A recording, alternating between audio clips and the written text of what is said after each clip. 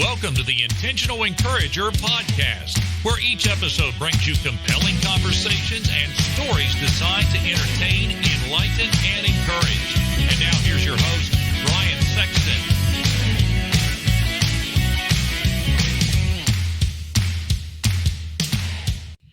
And welcome into a unique and special edition of the Intentional Encourager podcast. I'm your host, Brian Sexton. Thank you for joining us again today. This is the first time that I have done an on-site or a remote broadcast recording of the Intentional Encourager podcast. This gentleman to my right and to your left as you're watching this on YouTube is an American treasure. He is a hero. He is the oldest living Congressional Medal of Honor recipient. He fought in the Battle of Iwo Jima in World War II, and he is a native West Virginian. He lives in our area. And it is a distinct honor. He's also had how many people could you be next to that's had a battleship named for them? It's this gentleman. What a tremendous honor to have with me today, Hershel Woody Williams, who joins me today on the Intentional Encourager podcast. Mr. Williams, what an honor to have you here today. Well, thank you, Brian. It's good to be here. Thank you, sir. I got to ask you, how have things been for you? I always ask my guests this around the pandemic. The last 14 months have been unusual. You've lived a long time. You're 97 years young. I'm not going to say old. You're 97 years young. Yeah. Have you ever seen anything like this in your lifetime? No. I wasn't born until 1923, so the 1819 flu epidemic was over, of course. But some of my family, we lost some of our family in that flu epidemic. So, but no, I have never seen anything like this. And it was so restrictive, really, because they kept saying, of course, that people in my age bracket were the most vulnerable people, because of age and other infirmities. So it's really been a very restricted year, or at least from April on. Right. And many of the things that we had planned for that year had to be canceled, and many of them have now been moved up to this year. So this year is going to be extremely busy. Well, and again, you mentioned that you do a lot of traveling and speaking as well, too, yes, because you have, and again, folks, as if you were sitting in this room with me and Mr. Williams, he is remarkably young. I did not, how young you look for 97. I mean, you're in amazing condition. Has traveling the last several years as you've done it, do you feel like that's kept you young and kept you in better physical condition? I think that's part of it, yes. But I jokingly said, I think the Marine Corps vaccinated me with some sort of a serum that makes you want to do an exercise every day. A lot of guys run. Mm-hmm. I ran for years, but I was running on blacktop and my knees began to hurt because of that. So for the constant pounding you were putting on. Yeah. So I quit running and I developed on my own an exercise routine that I go through every morning, making sure that every joint in my body moves and all my muscles move in some kind of a direction. And I've done that for years. And I attribute my agility a lot to that. Mm-hmm. And most folk look at me with a jaundiced eye when I say this, but I had a boss back in the 60s that had been a colonel in World War II, and he was about 48 years old. I'm about 26 years old. And he was the most active person. I had to travel with him wherever we went, and he was just running me to death. And one day I said to him, Mr. Bevel, where in the world do you get all your energy? Mm-hmm. Because we wouldn't get into 1 or 2 o'clock in the morning, and he's back at work at 7. Mm-hmm. And I'm dragging in nearly 8. But He said, well, my dad was an old medical doctor Mhm. in Virginia, and he was the only doctor in town. He delivered babies, he did operations, he did everything. Mhm. And he said, when I was about 16 years old, he told me that if I wanted to really stay healthy and have energy, that I should drink vinegar and honey every morning. I tried to take apple cider vinegar when I had some acid reflux. I could not imagine vinegar and honey. That would not be the drink of choice for me, Woody. Well, it isn't, but most things that are good for you, that taste good, are not good for you. But I developed my own recipe. Okay. Because I was having trouble, just like you, of just pure vinegar and honey. So I worked up a recipe. My goodness, thank you. And I carry these cards with me because I get this question a lot. Mm-hmm. What keeps you so young? And so, but I've been. I love it. that. I put honey in my tea every morning. Yeah. I've done that for probably 2 years because honey is such a great natural. I had a friend of mine that raises bees tell me one time, he said, it's the only food that'll never spoil. That's exactly right. Yeah. And so, yes, well, I've been doing and it we're going to since and I'll share this. I'll share this recipe in the show notes with you as well. Okay. So that folks out there that watch this podcast and listen to it, if you're listening to it, I'll go ahead and share it with you now. It is every morning 1.5 ounces of Bragg's apple cider with mother, and you have to make sure that it has that ingredient. It's not processed then. Yes. Yeah. 2 tablespoons of pure raw honey. And this is, at the time we're recording this, is honey season. We're right in that. So look for someone locally in your area, wherever you're watching this or listening, that is making raw honey, and you can get it that way. Yeah. And then mix in 6 ounces of warm water, and an option, 2 tablespoons of pure maple syrup to improve taste. That's exactly. And I do that. Yeah. I love it. I love it. My wife, who and we're at our local bank in their conference room, their community room. My wife, who is here this morning, came in and she bought some pure maple syrup from Vermont. Oh. So we have some in our refrigerator. That's the best. Yeah. Well, she cooked with it the other night, and I could smell maple syrup all the next morning, all through our house. So improving taste. So again, if you want to have, and I'm going to try this recipe. I'm going to do this recipe. And you've been drinking this faithfully since the 1960s. Yeah. Do you feel like that helped you through? Because again, as we talked about with the pandemic, people in your age group were especially vulnerable and things like that. Do you feel like that gave you an advantage? Yes, I do.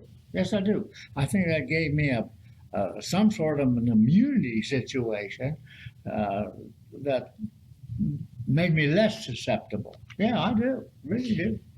As we record this, we had a gentleman in our area, Ernie West, who just passed away. Right. Ernie West was also a Medal of Honor recipient for the Korean War, and Ernie West was 89 years old. Right.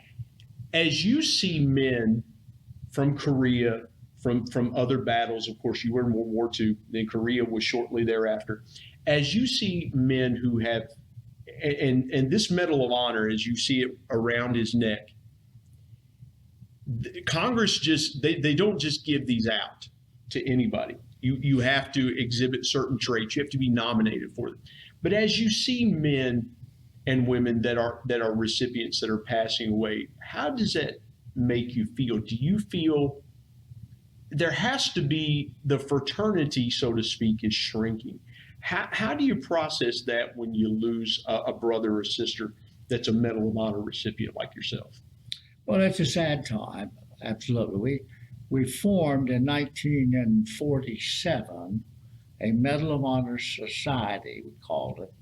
I don't know where this name society came from. Mm-hmm. But at that time, we had over 400 Medal of Honor recipients from Spanish-American War, World War I, and now World War II. And we formed in New York City. Mm-hmm. And the purpose of forming the society was actually to keep us together. Mm-hmm. We didn't have any other projects at the time. And keep in mind, too, there was not the technology advantages that we have today where you could communicate with people over Zoom or cell phone, telephone, Right. and things like, well, telephone, but the main communication lines were letter and telephone back at that time. That's right. Or telegram. And we started having conventions at that time every 2 years. But as time went on, we began losing so many in 1 year that the society officers, the people that we elect them every 2 years, they decided we ought to go every year instead of every 2 years. So, well, and of course, we changed it to every year, and we always have a memorial service to honor and pay tribute to those who we lost in that year. Mm-hmm. And it's a sad time, yet it is a time when deep respect is generated, because every one of these individuals, and I feel the same way, this medal doesn't belong to me. And you will hear Medal of Honor recipients say that. I wear it for somebody else. Mm-hmm. Because if somebody else hadn't done something to make it possible for me to receive it, I would not be the wearer Sure. of it, you know. Sure. So I didn't learn until several years after I received the medal from President Harry S. Truman back in those days, that 2 Marines had sacrificed their lives that day protecting me while I was doing the job for which I had been trained by other Marines. You know? And when I learned that, then it made it absolutely positive that I wear this medal in their honor, not mine. You talk about the society that you formed back in 1947. Yes. As you were communicating with men and women from the Spanish-American War, that war was fought in 1898, if you keep your history together. Then our country went about 20 years, and then we entered into World War I from 1914 to 1918. As you met people from those other wars, was there a common theme that rang between those that had fought before you? I think there was, but it was more camaraderie than talking about our achievements. We didn't talk. We didn't sit around talking with each other. Well, you weren't comparing weaponry and things like that. Yeah, yeah. Well, we had this. We had this weapon we used. You guys had other weapons. Right. You know. Yeah. But all of them. Well, I say all of them. The majority of them were very humble, just ordinary individuals, and most of them think they didn't do anything special. Mm-hmm. They just were doing the thing for which they were trained, and that was their job, and that's what they did. I've had 2 men on this podcast that were veterans of Iraqi freedom. Yes. They talk about and they were both immigrants from Eastern Europe. Oh. Who joined the Marine Corps, as you did. Yes. Served in war. And I was talking to one, and he was talking about hitting an IED and suffering a traumatic brain injury and things like that. When you think about the condition that you're in today and how war was back then, because they let's be honest, they didn't have the medical technology in place in the battlefield. That's true. The hospitals in your time were very rudimentary compared to the triaging facilities that they have in the battlefield today. Yeah, we just called them first aid stations. Correct. Yeah. And so when you think about what you survived and what you overcame as you fought in World War II, how do you process how you're feeling today at 97? How do you process, or do you ever process what might have been had you suffered a traumatic injury like that in war? No, I don't guess I ever have. But as a veterans counselor, I started working with veterans as a veterans counselor for the VA in 1946. And most of the World War II guys had come home. September the war was over. I don't mean to interrupt you, but what did you see when guys were coming home from war as you were counseling them? Well, there was no treatment. The only medical service that was available to the World War II guy in 1945, 46 was a public health service. When I was contacted about working with the Veterans Administration, which has now changed, but at that time, we only had one Veterans Administration unit in the whole state, and it was clear in Huntington, West Virginia. Mm-hmm. I had never heard of the VA, and most of us had never heard of anything about the Veterans Administration. It was formed in 1932, so it didn't even exist for World War I guys, Mm-hmm. So even at that time, there was no service basically available. And it wasn't until late 1946 that they began establishing places in the state, around the state, where people could go and get their GI Bill and, Sure. and their compensation and that type thing that had never been available before. So it was tough times, and treatment, doctors were very scarce. Mm-hmm. And to have the technology that we have today, it's like being on the moon before we got on the moon. Mm-hmm. We used to say the man in the moon. Yeah. Well, we never dreamed that there would be a man there someday. Well, and you now have lived long enough to see us have a rover on Mars. That's right. Now, and we're doing things around the planet of Mars. I mean, it's incredible. It is. When you think about veterans care, and I want to go here for just a minute. Yeah. I have always believed that our highest priority as our country should be to take care of our men and women who have served this country. Absolutely. There should never be an issue where a veteran needs something that it isn't readily available for them. They should receive the highest level of health care. Right. They should receive without cost to them. But then I see, and they're great organizations like Wounded Warrior and all these other organizations that are standing in the gap. Why do you think it is, and not to be political, but why do you think it is that our country has failed to adequately give our veterans the care and the necessities that they need? Well, I think, and I've been asked this question a whole lot, particularly by young people when I've been speaking to a group.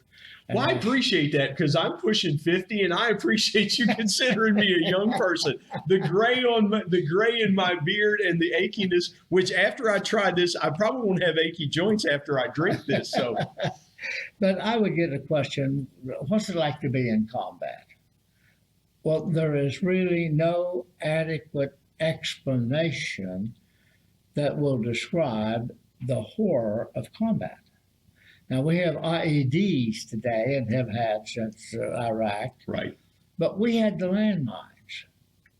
And the landmines, the enemies would place those things so many different places. And I think it was more prevalent during the Vietnam War than it was even in World War II.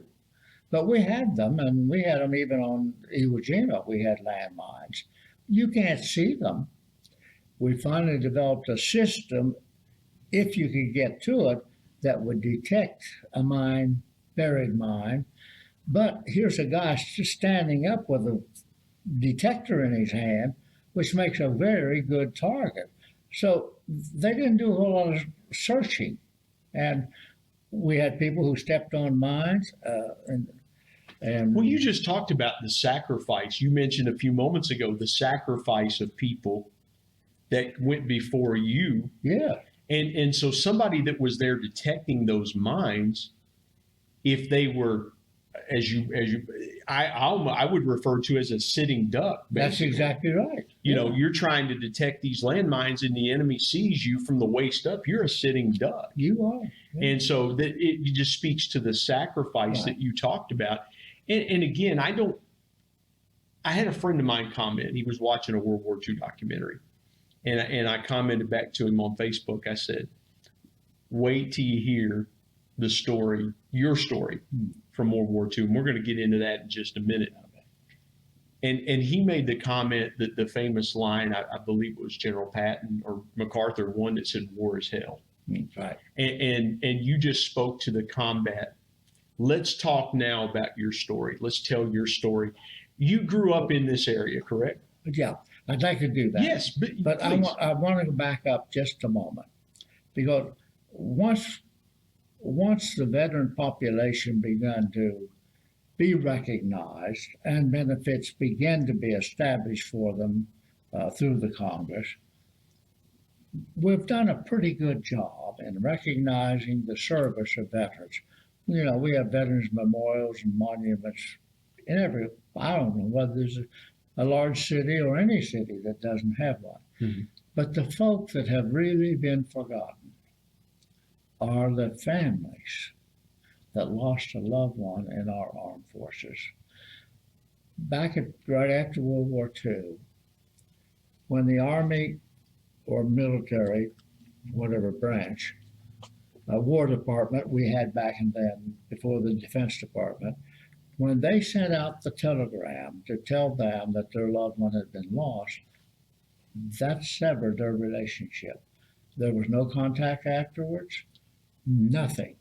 So those individuals had to come to the VA because that was the only source of information and benefit. They were literally left to pick up the pieces. That's correct? Exactly right.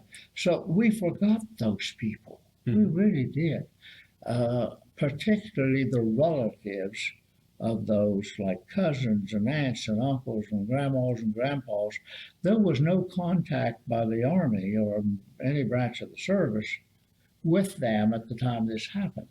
They dealt strictly with the next of kin, whoever that was. And so once that was over, they were done. So now it depended on the VA to pick up the ball and run with it. And of course, as an interviewer, veterans counselor, I talked to a tremendous number of those people right after World War II because nothing was done during World War II. Mm-hmm. Absolutely nothing. And so I've got to ask you this. Please forgive me for sure. Cutting in you, but I'm trying to put myself into your shoes as a veterans counselor. And you're talking about families that were basically, here's the telegram. Yeah. I'm so sorry for your loss. Yeah. You know, we've seen the scenes in the movies where someone from the War Department comes, hands them the telegram, sorry for your loss, you know, takes the cap off and then walks away. And again, they're left to pick up the pieces. Did you ever have, and some people, and someone you know well, Red Dawson, who was in the We Are Marshall movie, he survived. He didn't make the Marshall plane crash. He was driving a car. Right. Talking about survivor's guilt. As you were counseling some of these families, did you ever have survivor's guilt that you came back and many of the men you served with did not? Many times, absolutely. And one of the things that I have said, back far as I can remember, why me? Why did I survive? Why did the things happen to me that didn't happen to the other guy? You know, I think of the two Marines that sacrificed their life on February the 23rd, 1945. How come they lost their life and I didn't? I don't have the answer to those questions, but it's always bothered me. It really has. Mm-hmm. And when I would be talking to a mother and a father who lost a son, that thought would come, you know, why me? Why am I here and they're not, you know? So in 2013, in West Virginia, the first state in the Union, I suggested to a group we were meeting with that we do something to recognize the families of all those thousands of people that we have on our Veterans Memorial. Because nothing had ever been done with the families. And everybody thought that was a good idea. We should do that. So they said, you know, sometimes when you make a suggestion, you get the job to do it. And that's what happened. You know, so they said, well, what would you want to do? And come up with something. So I did. And on October the 2nd, 2013, we erected the very first Gold Star Family Honor Tribute to those families that had lost a loved one. And we really thought we were done. We did it for West Virginia. I wasn't concerned about Nevada or Washington or anybody else. But if it weren't for the computer, it probably would have never gotten off ground. But because of the computer, a son who lost his father in Vietnam saw it, and he lived in Valley Forge, Pennsylvania, one of the most historical places of our nation. And he said, well, we got to have one of these here. So he formed a committee and raised money, and that was the number 2. And here again, as far as we were concerned, we're done, and he's done, but it continued to multiply. And today we have Gold Star Family Memorial Monuments, or the communities do, in all 50 states. Wow. West Virginia has 7 communities already that have one of these Gold Star Family Memorial Monuments, 6 more on the books. And next week I go to Texas and dedicate 2 in Texas, and eventually Texas is always bigger and better. They'll tell you that. Yes, they will. Yeah. To my Texas friends there. Yeah. But eventually they'll have more than anybody else because they are larger, and it's a very patriotic, military-oriented state. Yes. You know, but it is something that's drawing these families together for the first time in history. They don't even know who each other are. There's no contact between them. And now here's this memorial that represents their loved one. And it is every one of them are different, yet they're very emotional. And I've been surprised, I guess. Well, it's amazing, Woody, because the World War II memorial was one of the last to get done. The Vietnam memorial got done first. And then, you know, and really the greatest generation was the forgotten generation. That's exactly. And so, and again, I want to say this to every veteran that's watching. Thank you for your service. Whether you served in World War II, Korea, Vietnam, Desert Storm, Iraqi freedom, whatever war that you fought in, thank you for your service from the Intentional Encourager podcast, because I don't think we do a good enough job. We don't. In our country, recognizing our veterans and thanking them for their service. You're right. You're absolutely right. I'd be remiss in the time that we have left if we didn't tell your story. You grew up here in West Virginia. Did you know you grew up in this area? And where we are is we're in Milton, West Virginia. I live in a little town called Barbersville, West Virginia, which is a neighboring town. And so this area, we're outside of Huntington, West Virginia, which is where Marshall University is. I went to Marshall University, and I've said that many a time on the podcast.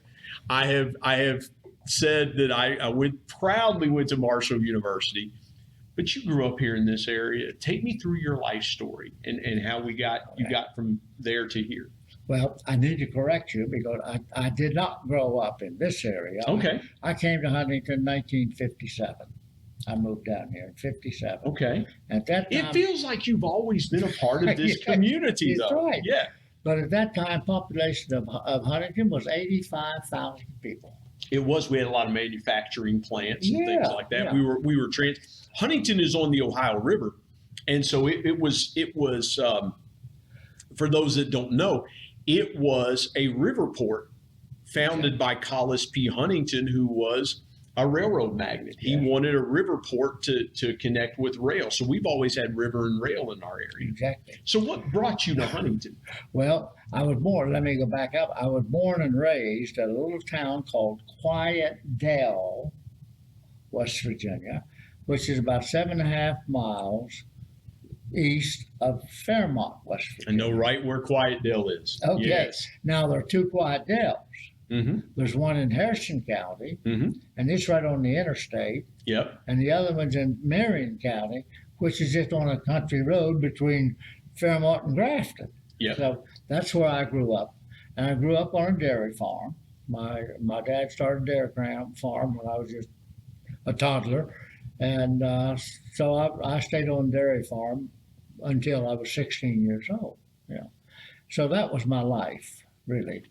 And you saw the Great Depression. You were a child during the Great Depression, correct? Yes, I was born 23, but everybody were practically in the same boat even before the Depression in 29. Mm-hmm. If we didn't have it, we had to make it. Because there were no stores. No country store or store on the corner to go buy stuff. And we didn't have any money anyway. And it was a trip for you and your family to either go to Fairmont or Grafton. Oh, absolutely. Yeah. So the dairy farm, we delivered milk and butter and eggs and chickens and whatever to Fairmont every morning, 7 days a week. Yeah. So that's how we made our living. So in 1946, when I went to work for the Veterans Administration, I had to come to Huntington to take my training. Mm-hmm. I didn't even know where Huntington was. I'd never heard tell of it, And once I got trained, once they trained me for about 3 months, then they sent me back out to the field, and I got stationed in my hometown of Fairmont and stayed there until 1948. But the reason I came to Huntington, I was working actually in Clarksburg at that time. We had an office there, and I was in charge of that office. But the boss here in Huntington of my section, his assistant retired, so he selected me to replace him. And when he did that, I had to move to Huntington. So in 1957, I came here. That's how you came here. Do you remember getting, at that time, how would you have been drafted to go to war? You were born in 23. Yes. So when the war started in 1941, you were 18 years old. By that time, soon to be 19, because the war started in late December of 1941 after the attack on Pearl Harbor. Right. Did you volunteer? Did you enlist, or were you drafted into the military? No, I had 2 brothers, one next to me, and then the next one up. They were drafted in early 1942, and of course, the Army was the only group military that was drafting at that time. The Marine Corps and the Navy, and Army Air Corps were still volunteers. And so, of course, you had to go in the Army in order to get into the Army Air Corps. But I attempted to wanted to enlist when I was 17 years old. And my dad died when I was 11. Oh, wow. Mom wouldn't sign my paper. And you had to have parent consent. Then 1 month after my 18th birthday, I wanted to be a Marine. Now, why I wanted to be a Marine is, I don't know. It's way out yonder someplace. The only thing I've ever been able to associate it with is I like the Marine uniform better than I like the Army uniform. So I said, well, I want to look like that instead of like that. Yeah. I don't have any.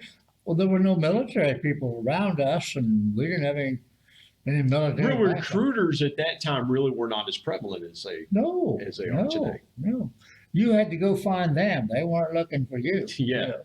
So, but the first time I tried to go in, they turned me down because I was too short. The Marine Corps had a height requirement of 5'8" or better. I'm 5'6". So when I gave the recruiter my paper that I filled out. He said, I can't take you. And quite naturally, I said, why? And he said, you're too short. Mm-hmm. But he had turned down a lot of individuals that were too short. You know? Mm-hmm. And then in early 43, the Marine Corps, we'd already began getting casualties, both from Europe and the Pacific. Guadalcanal had already happened, and we lost a tremendous number of Marines in Guadalcanal. So we were already getting casualty notices, and apparently the Marine Corps realizing if they keep this height requirement, there's going to be a limit of people. So they lowered it, and then they could take shorter people. Actually, he came to the farm and looked me up.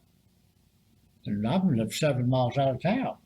But he came, looked me up, and said, you still want to go to the Marine Corps? And I said, yeah. So I went back to the same place and filled out another piece of paper, and off I went. You know. Did you think this was early 43? Yes.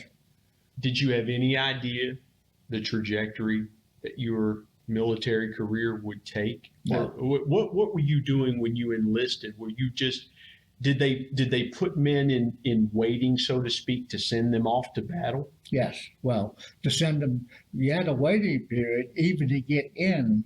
There were so many people wanting to get in the Marine Corps that they didn't have all the drill instructors that they needed. They didn't have housing for these people. So I actually was qualified in February, but I didn't go until May. I had to wait that long before they could take me. You know? And I should have gone to the boot camp on the East Coast, but because they were getting so many volunteers there, they began shipping we East Coast guys to the West Coast. Mm-hmm. And I never dreamed I would even leave the United States to do anything. I thought I'm going in to protect my country and my freedom so that nobody can take that away from us. Wow. And I didn't know until I got into boot camp that we were fighting in the Pacific, and that's eventually where we're going to end up. So how did that happen? How did it end up that you ended up in the Pacific? Well, of course, after I finished boot camp, then they began training us for other specialties, if you would.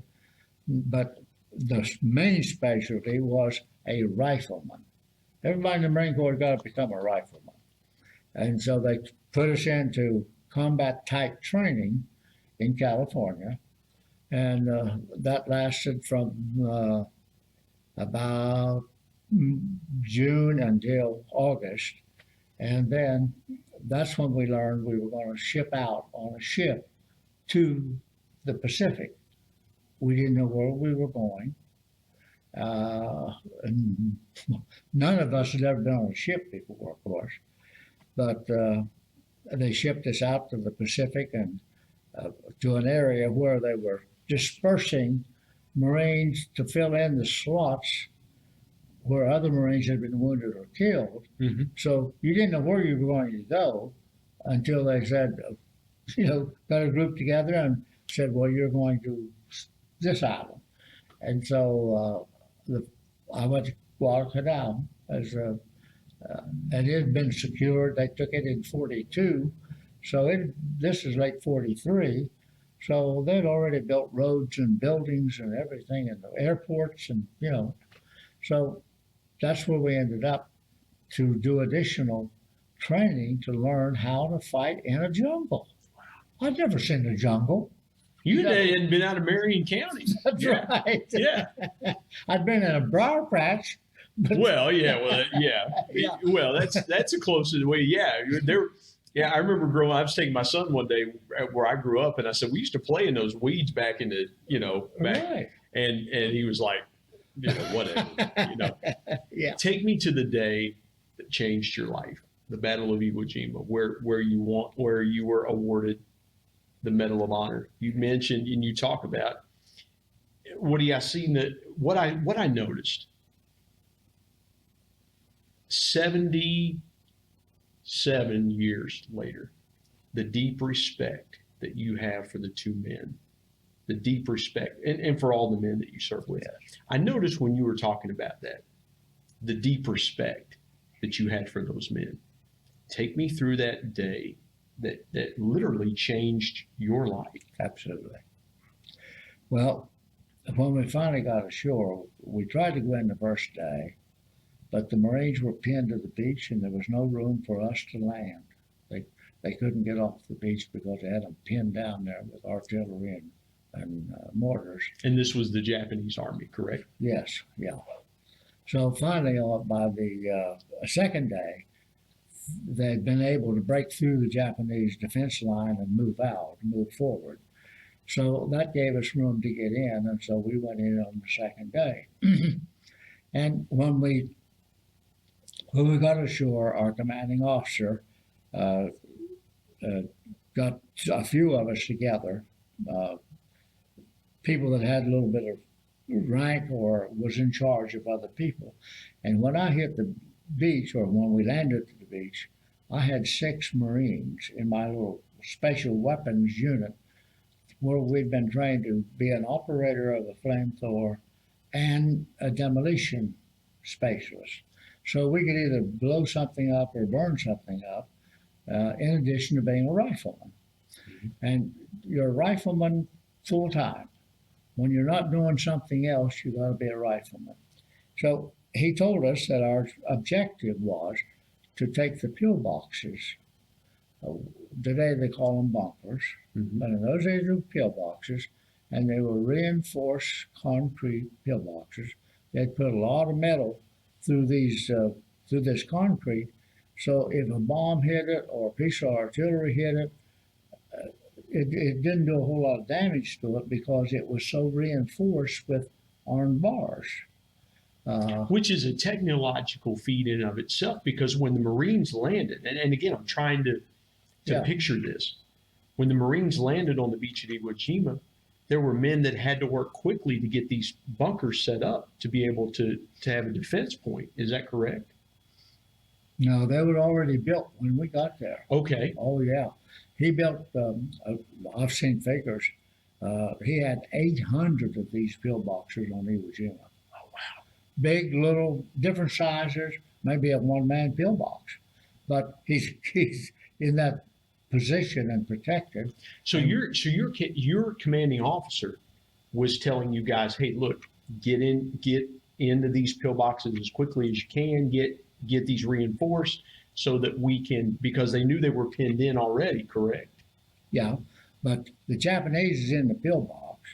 Okay. The Japanese is in the pillbox, and they are protected except for a slot in the front of the pillbox, clear across the front of it, where they could stick their weapons out, and they had a big field of fire out here because they could just fire in almost every direction except back. And now we're trying to approach that pillbox head on. And every time we would jump up and run from one position to another, we'd lose the Marines because naturally they could see us. So going across the first airfield, there was no protection on the airfield. And we lost a tremendous number of Marines just getting across the airfield because they could see us and they could mortar us, and they had machine guns set up to protect the airfield. So once we got across, then our objective was to eliminate the enemy within those pillboxes. And every time we would get up and move forward, we'd lose Marines. My commanding officer had lost all of his officers except 2. They were either wounded or killed. Most of our squad leaders were gone because they're the front guy, they're the first guy. And so late in the morning, he withdrew us. And we withdrew back to the edge of the airfield, and he found a great big bomb crater and got us all located, the people that had some grade. I was a corporal, but I was acting sergeant. Well, that made me eligible to go to the meetings, and he called for his NCOs to all gather in this hole with these last 2 officers and try to figure out what we're going to do. We're losing Marines and we're not gaining anything. Literally by the moment you're losing men. That's exactly right. And the 6 Marines that I'd had in my unit I had placed them with other units, and they were gone. So I'm the only flamethrower guy left. And the only reason I'm left is I'm back in headquarters company, making up, filling flamethrowers and demolition charges and all that stuff in the event they need them. Figuring it out as you go, basically. Yeah. And so in that meeting, we're all down below ground level, so grazing fire can't hit us. Mm-hmm. And he asked me if I thought I could do anything with flamethrower, because we were making no progress just getting up and trying to move forward. And I have no idea what I said. Some of the Marines later, when we got back to Guam, somebody interviewed them, and they said, what I said was, I'll try. Now, whether I said that or not, I have no idea. But anyway, he told me to pick 4 Marines and see if I could do something about the pillboxers. And I selected 2 Marines, actually out of my own squad that I'd been in, and before I got in this special unit. And then I picked these other 2 Marines. I didn't know who they were. I'd never seen them before. And we were so disorganized, it didn't make any difference what outfit you belonged to. You were just a Marine, period. Right. And I just picked those 2 guys and gave them their assignments. They're supposed to shoot at whatever pillbox I'm going to select to try to get flame inside. They're to shoot at that aperture, that hole, keep the Japanese from being able to fire at me. And so I began working.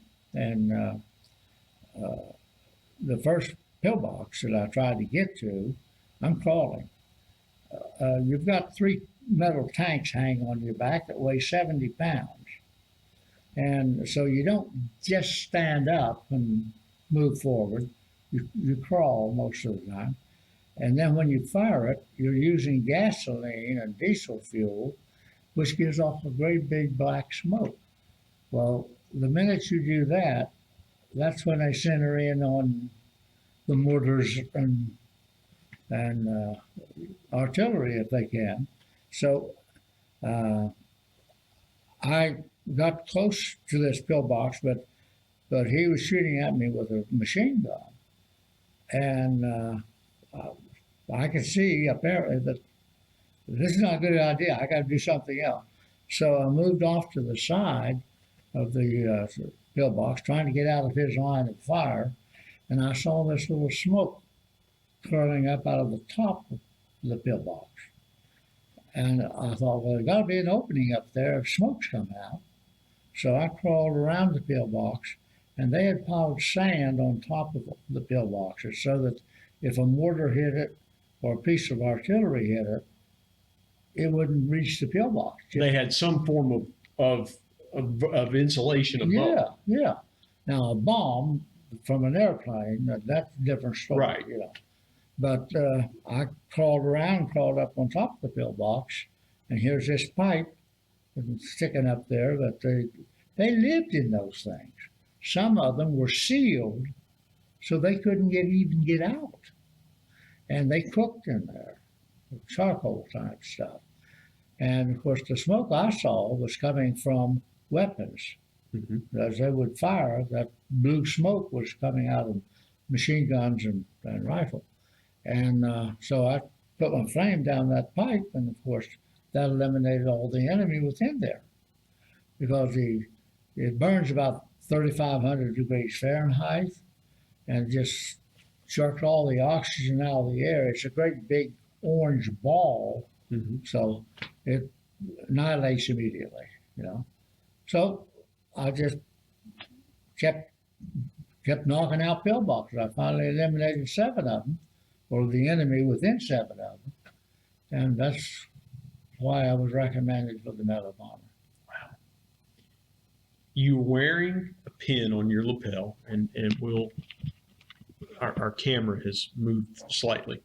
I want to point out this lapel pin. Yes. This pin right here. Right. My wife told me, she said, you have to have him tell the flag story.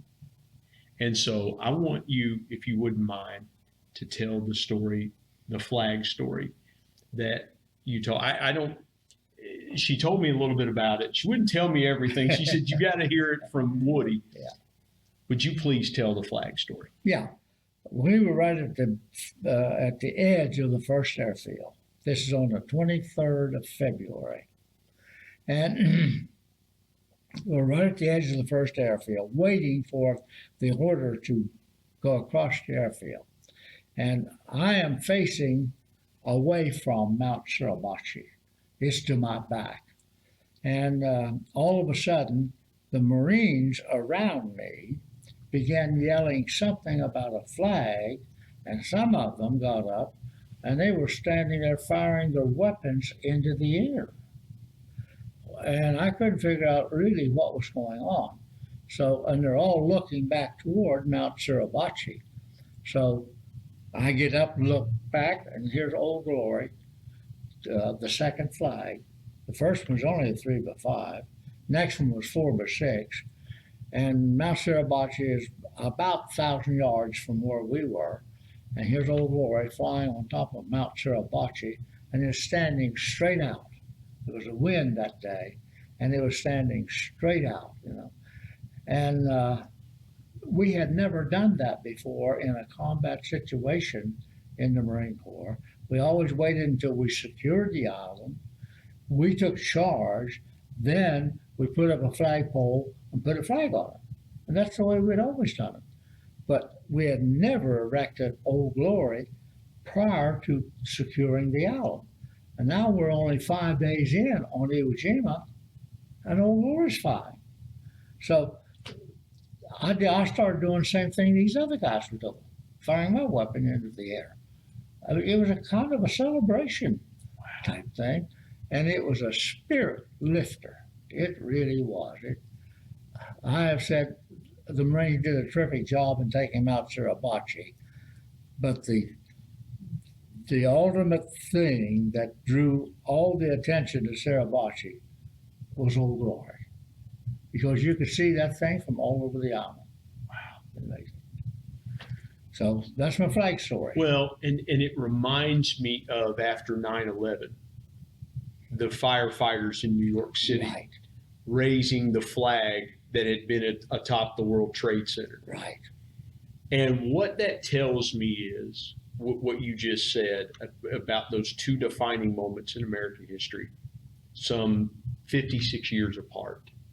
Of course, that's September 11, 2001, 57 years apart, is that in the midst of turmoil, the flag is still going to stand. Absolutely. In the midst of chaos, in the midst of battle, because on September 11th, the enemy came to us. That's right.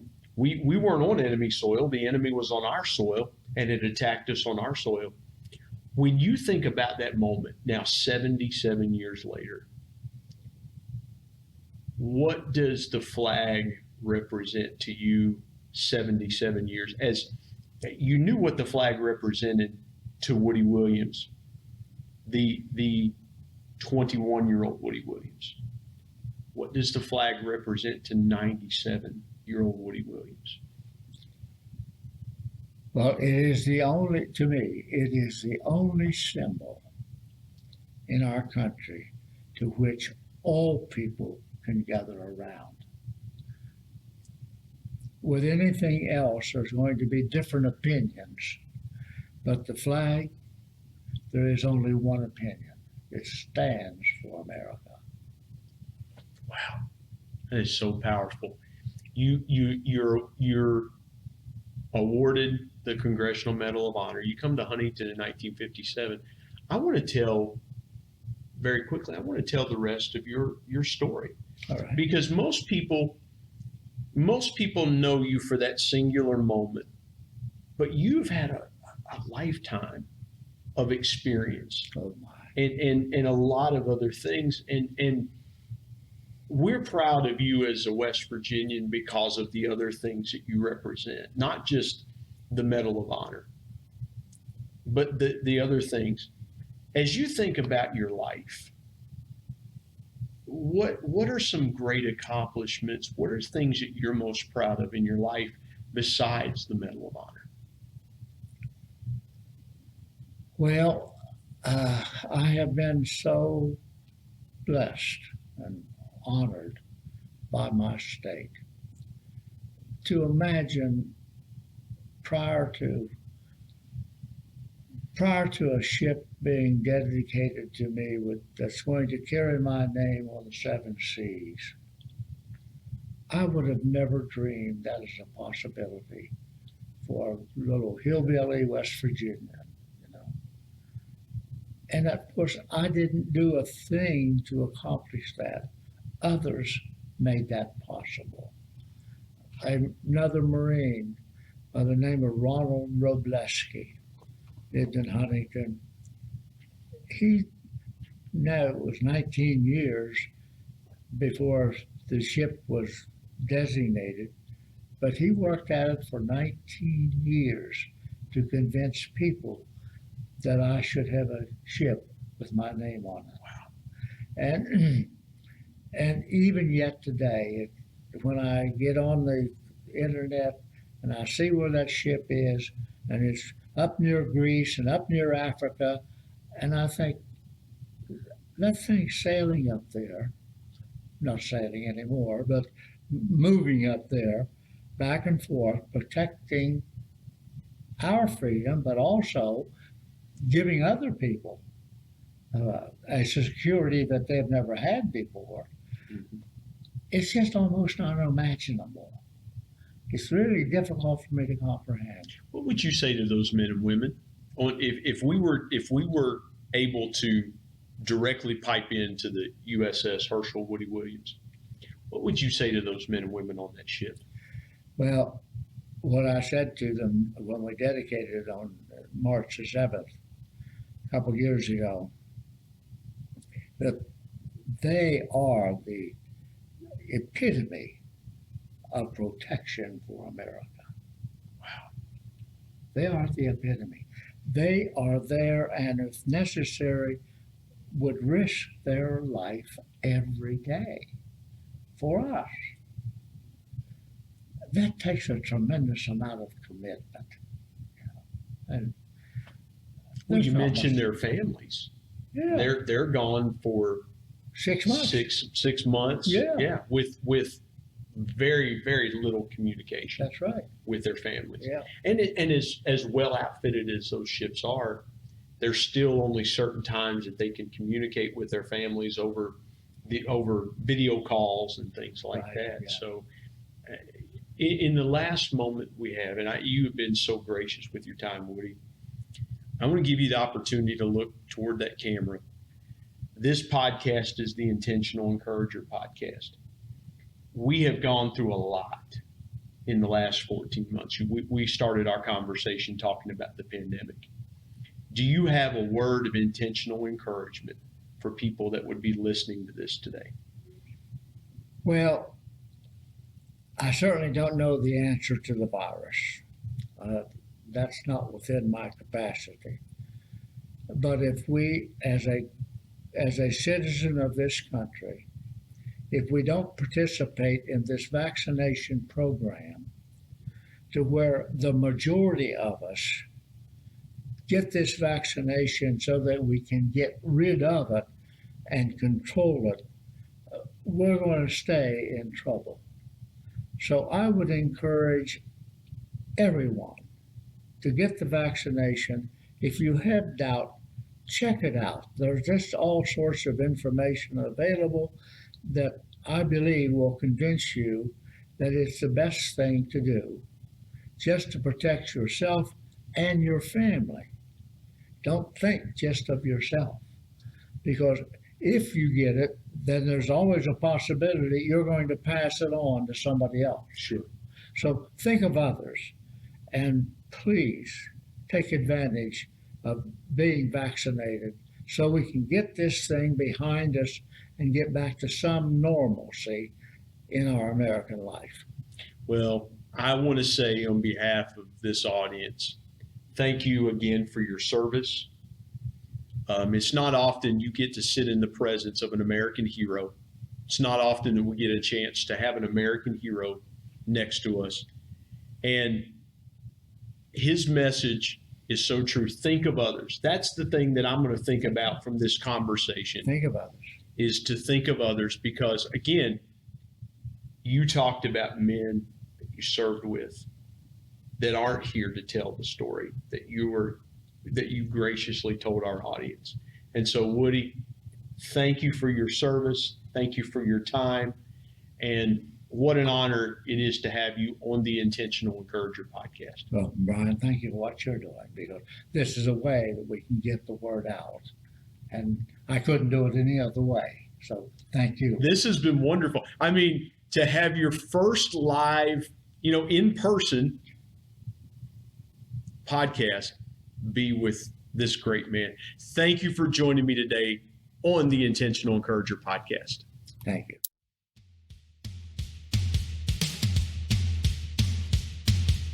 My thanks as always to producer Bryce Sexton and technical advisor Matt Means. And of course, the ultimate thanks goes to the Lord Jesus Christ, who provides intentional encouragement every day through his word. If you're not subscribed to the Intentional Encourager podcast, hit the subscribe button wherever you get podcasts so you don't miss an exciting episode where you can get encouraged and stay encouraged. And remember, anyone, anywhere, at any time, any place can be an intentional encourager.